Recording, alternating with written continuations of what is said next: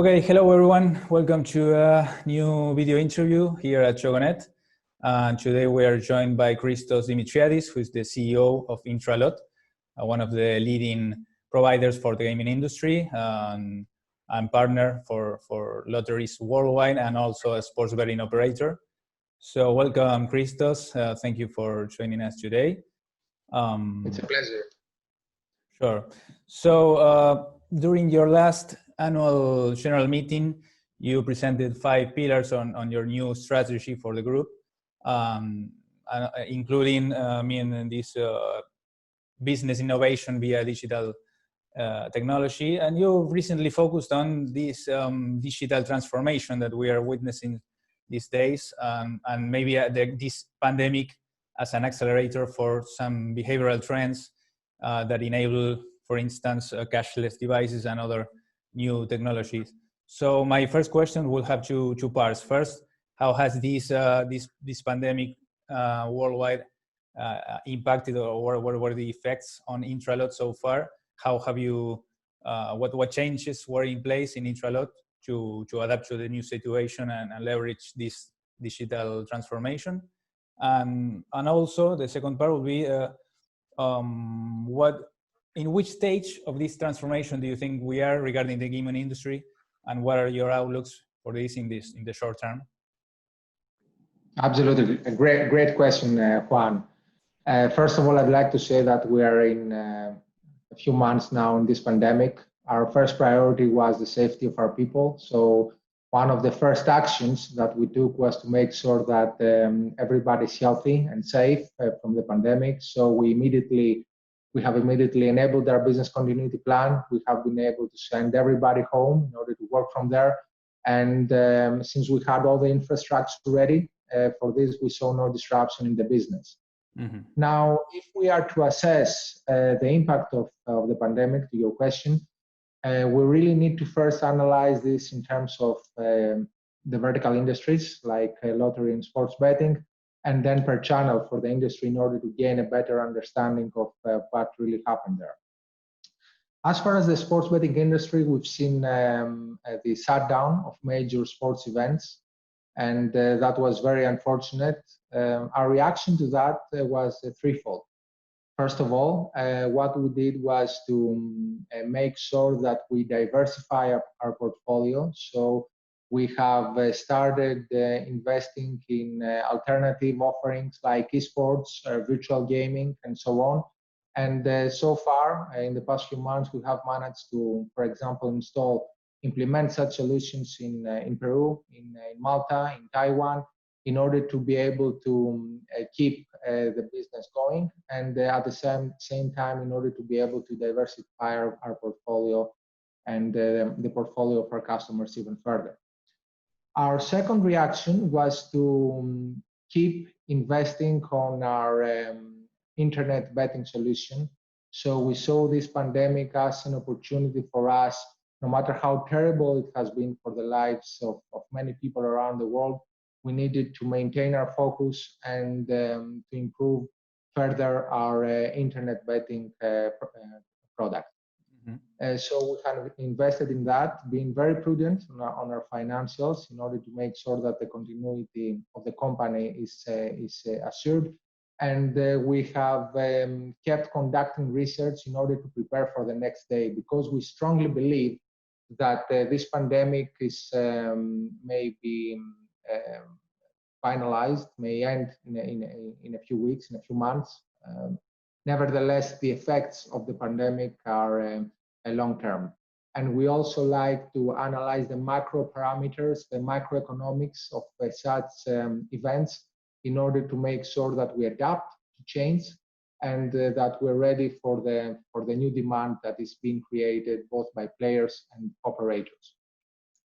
Our third reaction was to make sure that we also digitally transform the retail channel, because we have seen from limited to full lockdowns in retail, and we wanted to offer our partners, our customers, with solutions that will permit them to maintain their business.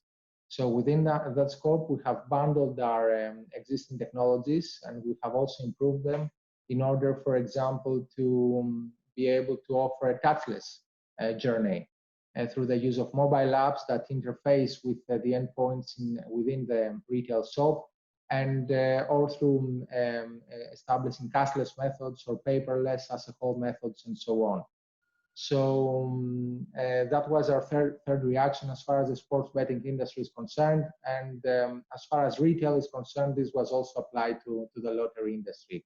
And this is how we see that an operator, a lottery, a sports betting organization can really innovate through the use of digital technologies. And as far as digital transformation is concerned, we focus on data, on understanding the player better, on understanding the retail environment better and the online environment better in order to permit us to keep improving our products. As far as lottery is concerned, what we've seen there, especially in the United States, was growth and increase of an increase of performance. And we interpret this more as a shift of the players from those industries where there was a complete shutdown, like the casino industry and or the sports betting industry, moving towards the lottery industry. So we've seen increased performance in our lottery operations. Nevertheless, what we have also did there in order to react and to be future ready was to redesign our internet lottery solution. We have built a brand new product we call Lotos XI, and which offers an end-to-end internet lottery solution for those who want to diversify their portfolio further, to introduce a channel on top of retail, and to be able to offer lottery games and draws on top of the retail channel, which may have been shut down during that period. So those were our reactions, and also the means through which we have implemented our new strategy. And in the following months, we will keep investing there in order to more, let's say, intensively transform the industry. Because to your second point and your second question, I strongly believe that we have a lot of work to do in our industries, in the gaming industries, in order to introduce digital technologies, to help digital technologies really transform and innovate both the lottery and the sports betting industry. And there is a lot of work by the whole industry there remaining. We are lagging behind, and this accelerating force, the pandemic, was more of a shock.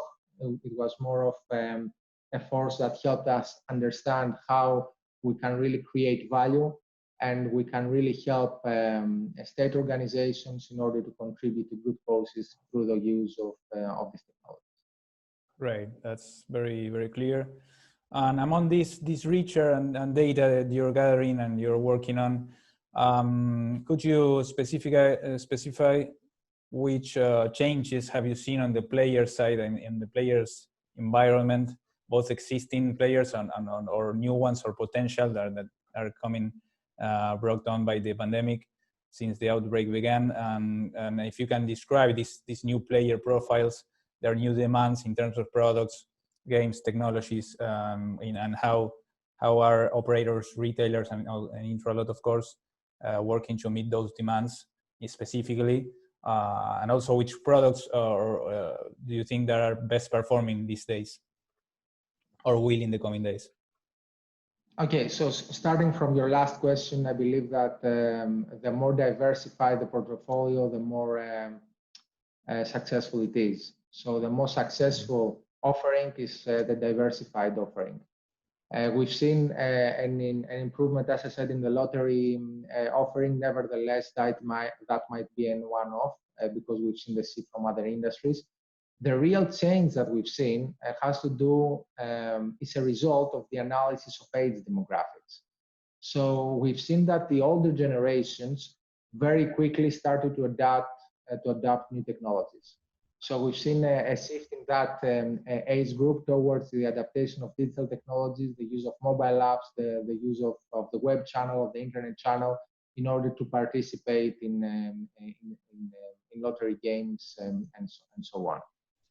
We have also noted that the younger generations, again, as far as age demographics are concerned, are really keen into finding new ways for entertaining themselves. Meaning that what we really need to do with the younger generation is, first of all, to make sure that we have a very diversified offering, so we keep people engaged, and so they don't get bored, let's say, with the same offering within its industry. That's one. And the second, as far as the younger generation is concerned, it's something that we knew from years now, but I'm not sure how the industry, how fast the industry moved towards that direction, was again the use of digital technologies, the use of mobile apps, the use of mobile phones in order to help the younger generation participate, entertain themselves in these particular industries the way they used to do the rest of the things and their conduct in their lives. So again, it's about technology, and it's about diversification. In terms of the operators, what the operators, the new demand by the operators was, first of all, continuity, because that has been a catastrophic event for many companies around the world. So again, technology there can provide a solution through resilience of the technology itself, but also through being able to provide an offering through internet channels or through the use of digital technologies within retail.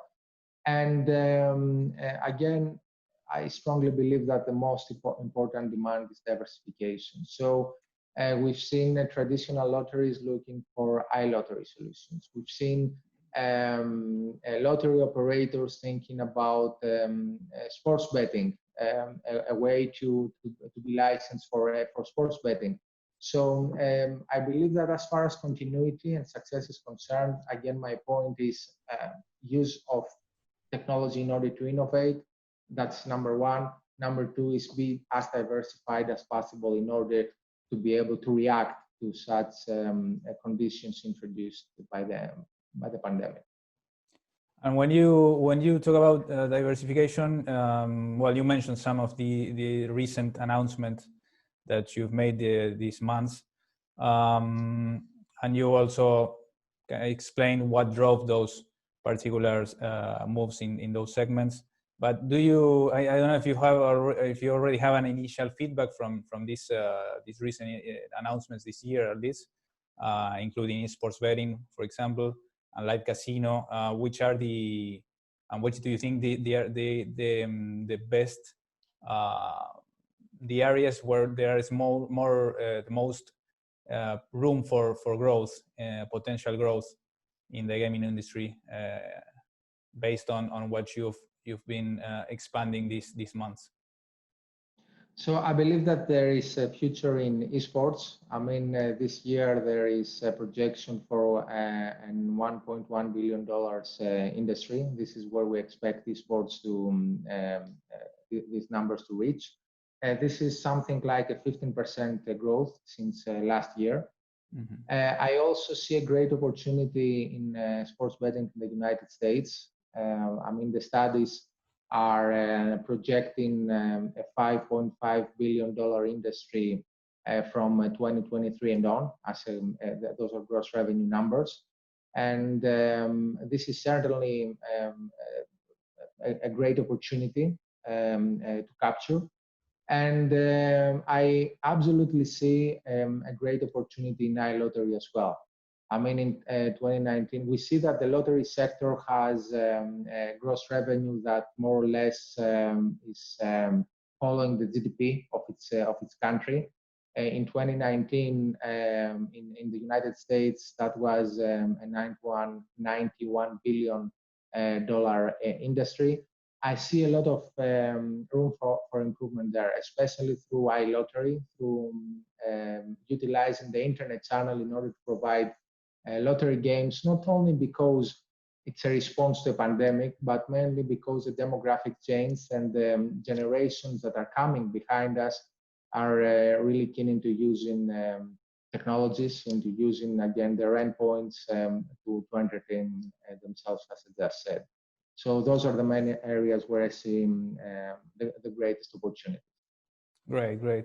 Well, since you mentioned the US, this is a market that we are all very focused on since PASPA's repeal.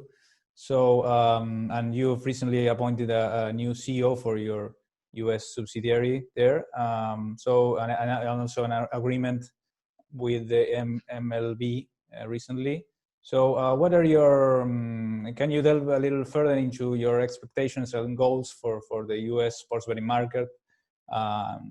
Maybe as well as we keep seeing more states that keep regulating this vertical, and major sports events are coming back. So there is a lot of expectation there. And maybe if you can compare different states within the country, maybe for potential entering, that would be great.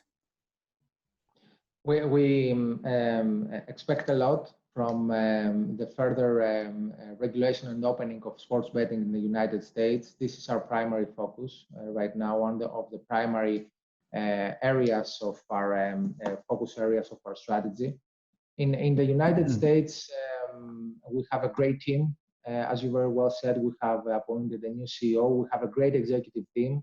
We have very recently reorganized the company in order to be able to meet the demand, the new demand that is being shaped. We have a very strong technology division there. We have a very experienced commercial division. We have a services division that follows the state of the art as far as standards are concerned in that area. And we strongly believe that there is an enormous opportunity for growth there. In order to achieve growth and to achieve growth in such a highly regulated market as the United States, you have to be ready in terms of making sure that you have compliance capacity. I mean, that you follow the standards, that you understand what responsible gaming means, that you make sure that your conduct as a technology provider or as a company is according to the state of the art. And this is one of the differentiating points for INTRALOT in relation to smaller providers, that our brand name and the work that we did over the past years got us in a position to be able to serve such a highly regulated market as the United States. I see a lot of growth there.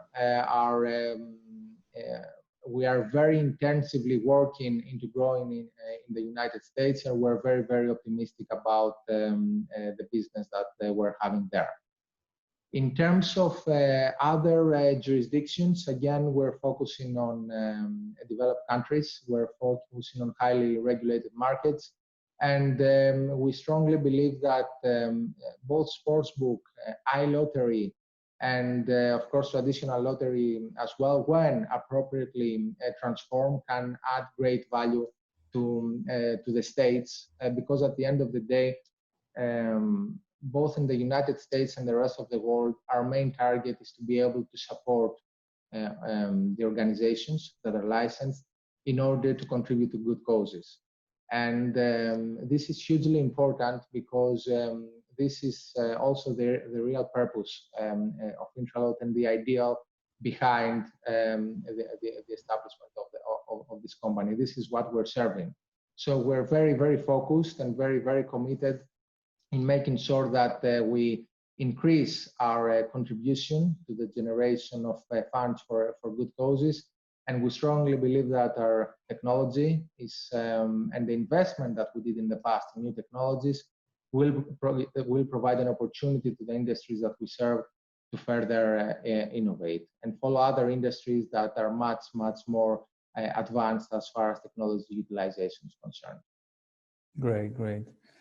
Well, Christos, well, thank you very much for your insights and your time today.